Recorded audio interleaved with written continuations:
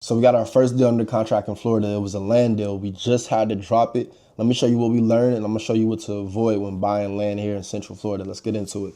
Now, it was this property right here at 175. We got it for the price it was listed at 3 years ago, which was 175. And it was a 2-for-1 special. So you get both of these lots. Now, this is an intercoastal lot that goes right out into the, you know what I'm saying, the Gulf of Mexico. So I'm like, yo, this has got to be, a great deal, right? So never mind this one that sold at 95. It did not have a seawall. So I'm like, you can't really compare that. Now, this one is on sale for 165. It's now pending. And this one sold for 175 last year. So I'm like, yo, this is a great deal. I figured the ARV would be around 720. You see, this is at 865. And I'm like, conservatively, it's got to be around 720 or 750, right? On conservative bounds. But that being said, you see how this is out here. I'm not really paying too much attention to it because it's right out into the actual into the sea.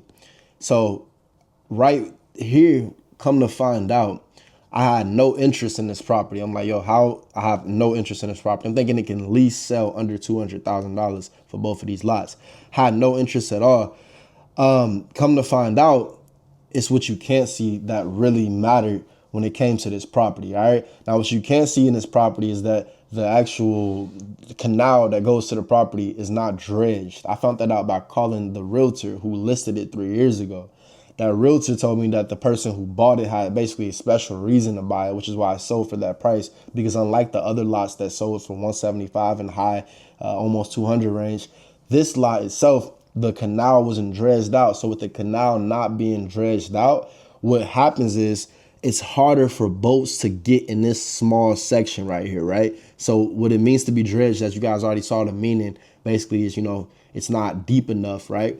Now, it has to be a certain depth in order to support having a huge boat, like as you can see with these boats over here. And these boats ain't too big, but they're, what I'm saying, even these boats cannot fit back here because it's too shallow of the water. And also, there's some kind of big mountain or some kind of big mountain right there that all the neighbors are looking to get removed just from it being right here. So there's like a whole bunch of stuff going wrong. That's why you don't see any boats right here, which dramatically decreased the price and just the overall what people want in that area.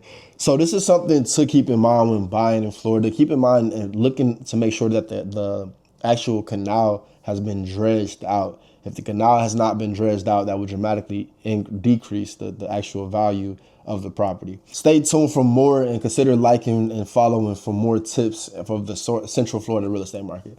Get to stepping as always.